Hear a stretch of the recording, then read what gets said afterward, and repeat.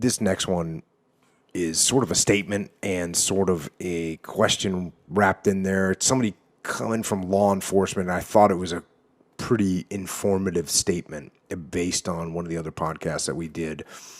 And it says this: I currently work vice, but I've had my share of use of force on the job. I quickly learned that you can't knock everyone out, and that applying jiu-jitsu will reduce injuries to you and the suspect. So this is what we talked about last time. Mm-hmm. Whereas if my method of controlling you is to strike you, I'm going to have to beat you over and over again to get you to submit. Whereas if I know how to do a chokehold, boom, you're good.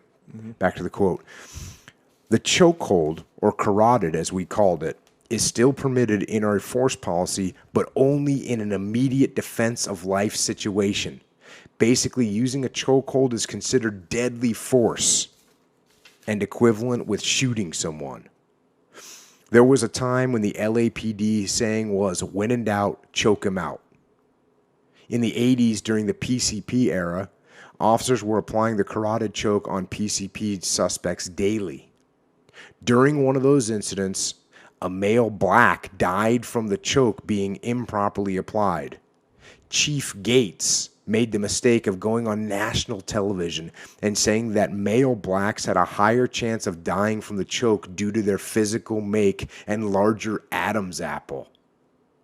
As you can imagine, this caused an outrage, which in turn caused the department to fall to political pressure and make the carotid choke almost impossible to use. So when I kind of alluded to this on that last podcast, that there's exactly what happened. A guy got choked to death. There was political pressure. Chief Gates comes out and says that. And actually, I went online and researched this a little bit. He made like every classic mistake you could make on this, and that's why they outlawed using chokeholds. And actually, as I read through it, a bunch of them, kind of how I referred to the Rodney King beating, and said here you had guys just wailing on this individual with bats and sticks and billy clubs or whatever. And it didn't stop him. And they referred to that when they looked at the chokehold being used, that's one of the major cases that they say, man, let people use the chokehold so this doesn't happen.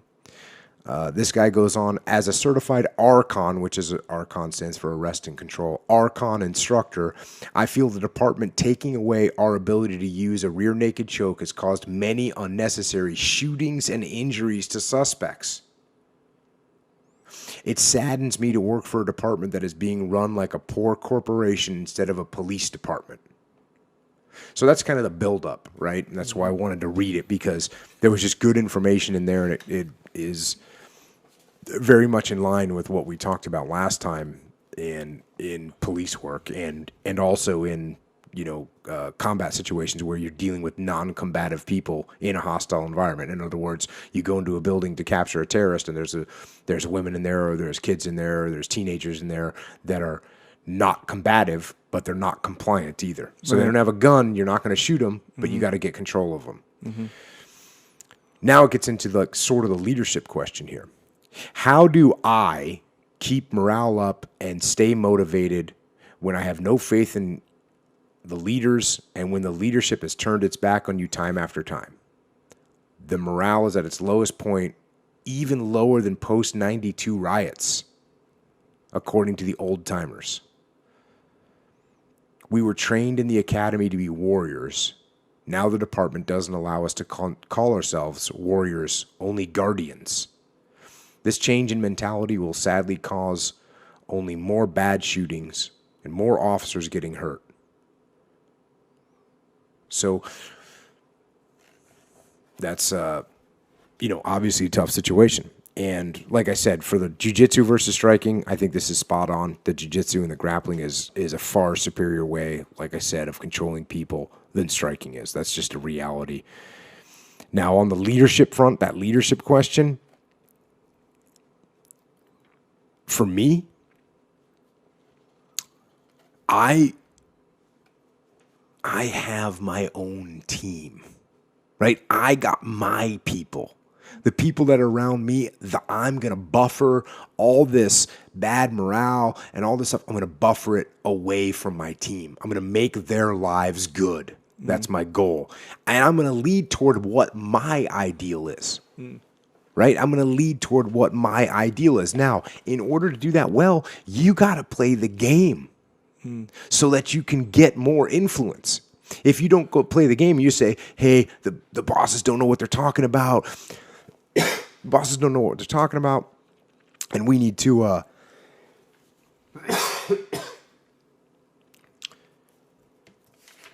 you got to play the game so that you can get more influence. And that means doing what you have to do. That means not saying, hey, our morale sucks and we don't have good leadership. No, it means going, okay, we're going to move. We're going to move forward. Here's the goal. Here's what I think. Here's what I believe. Hey, by the way, I'm going to run this up the chain of command. Right. I'm going to gather the data myself. I'm going to do the research. I'm going to do the administrative work. I'm going to study the cases. I'm going to present them and say, hey, here's what's happening. And I'm going to do that from an unemotional situation, just from pure logic. Hey, we've had this many shootings. We've had this many incidents. We've had this many suspects turn up with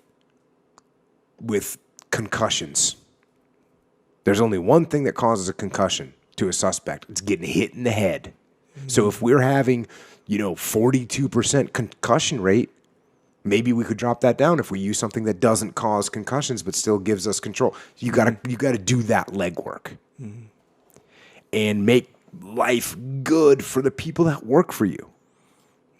And that can be a little bit hard to do, but it's not that hard. Your subordinates look at you as the guy. And so the way you carry yourself and the way you present yourself and the morale that you have is the morale that they're going to have. That's what they're going to see as the way it is. And I've always viewed in a SEAL team that the SEAL teams have different vibes in them, good and bad. Some of them have good commands, and there's a new commanding officer every 2 years at a SEAL team. So you get a new guy that comes in, and he might be a lot different than the last guy. He might be really good. He might be really bad. And you know what? It doesn't matter. It doesn't matter to me in the SEAL platoon as a platoon commander or even as a squad commander or even as an E5 in a SEAL platoon, meaning just one of the sled dogs. I don't care what the upper chain of command, because guess what? We're going to do things right. We're going to make things happen. Now, we're not going to disobey what's being told, but if we're being told something that's wrong, guess what? We're going to try and get it. We're going to run up the chain of command. We're going to be squared away. We're going to play the game so that we can make the changes that need to be made because I care about the teams. Just like this guy cares about the police department, wants it to be a great force, wants it to do the right thing. And so you got to take that attitude that you control your part of the world. And the more you improve your part of the world and the more influence you gain, the more you'll have control over the big picture as well. There's no company, no corporation that maintains just superb morale all the time. It doesn't happen. Every company, every business, every unit, every force, every team has ups and downs. And they have leadership that comes in and takes over and that everyone considers to be bad. And that's the way it is. But you got to own your little piece of the world. And then, as you own your piece of the world, guess what? Everyone starts performing well. And as you perform well, you gain more clout. And as you gain more clout, you can influence real change. And that's what you're looking to do. So don't let that leadership, that bad, what you consider to be bad leadership, just don't let that permeate into your head, into your world. Buffer your people from it.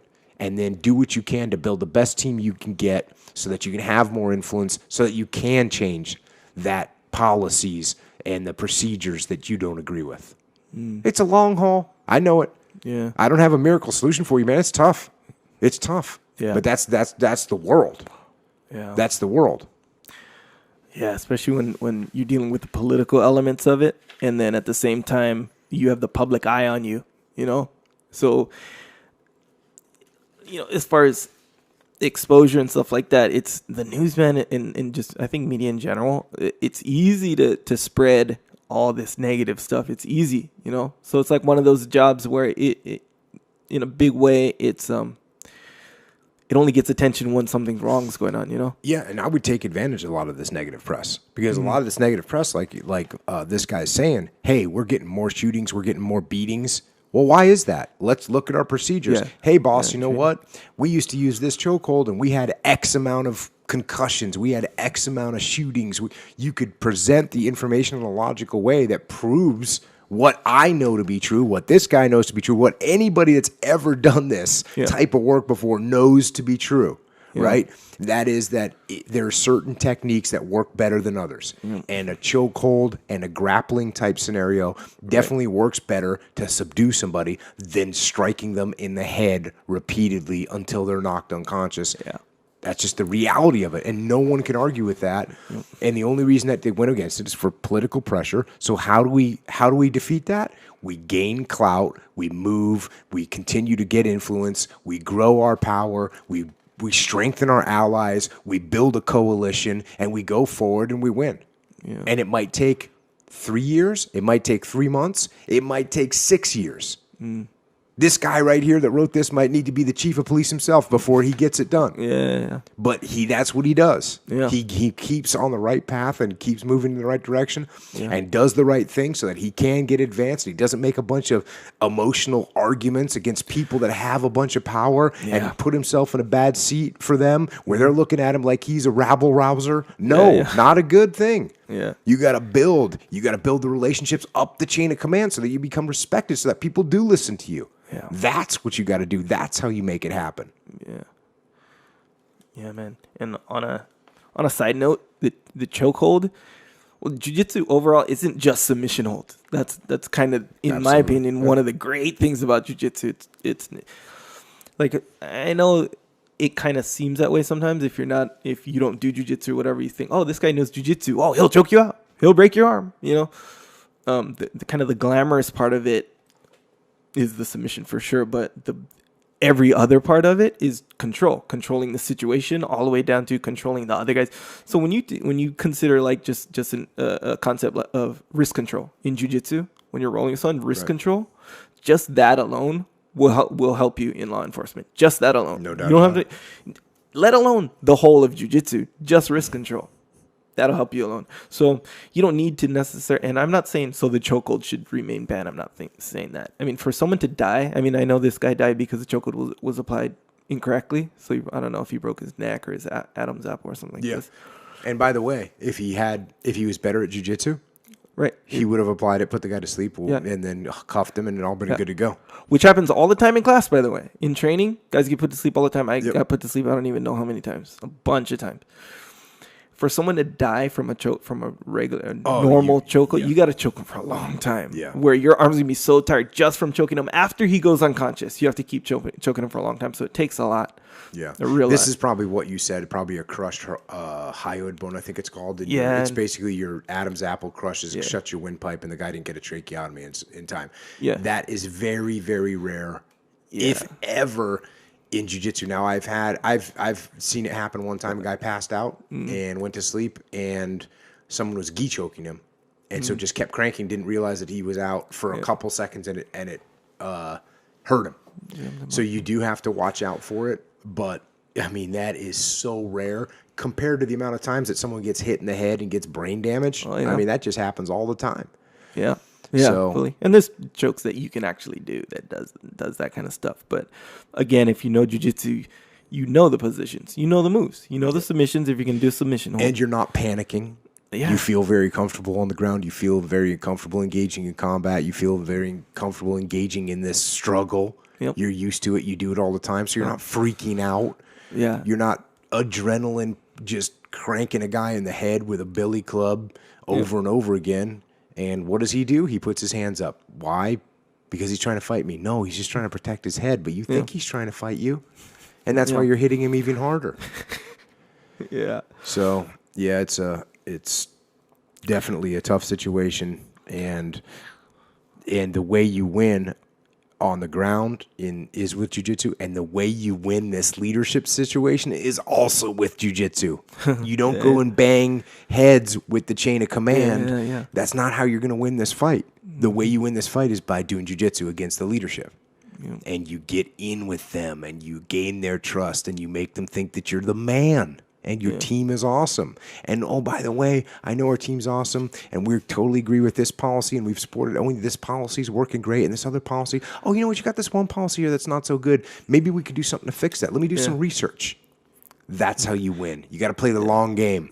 It's so funny that analogy, like, do jiu-jitsu, right? So, because really what jiu-jitsu is establishing a good position, right? Establishing a good position, knowing where to be and where not to be. You know, where to put your weight or where to put your force and where not to put your force, you know? Yeah, so and the other big piece is that in jiu-jitsu that I was more referring to, although those are all correct and you have to do those, but it's also, you think I'm going to choke you, but I'm actually going to arm lock you. Right.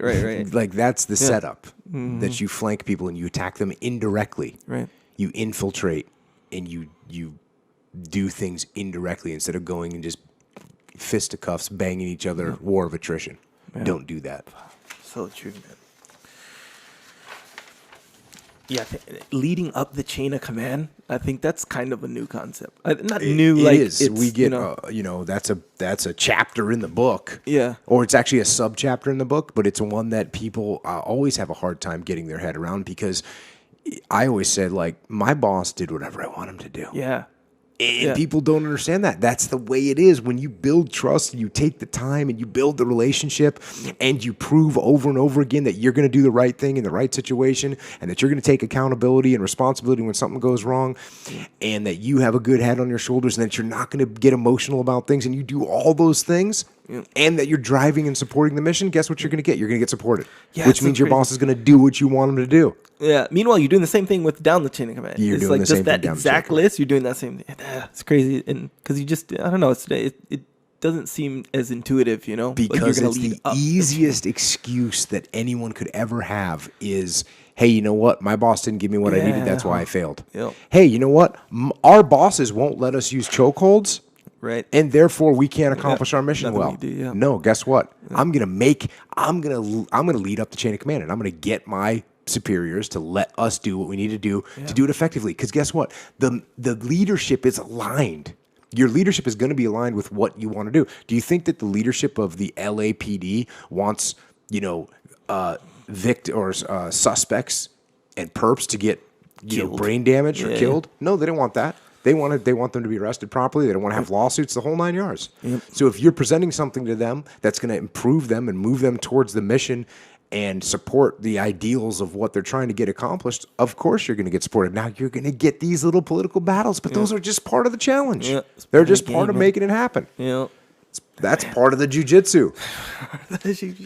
Yeah. Yeah, when you roll with a guy, don't expect him not to fight back a little bit. Yeah, they're going to fight back. Exactly right.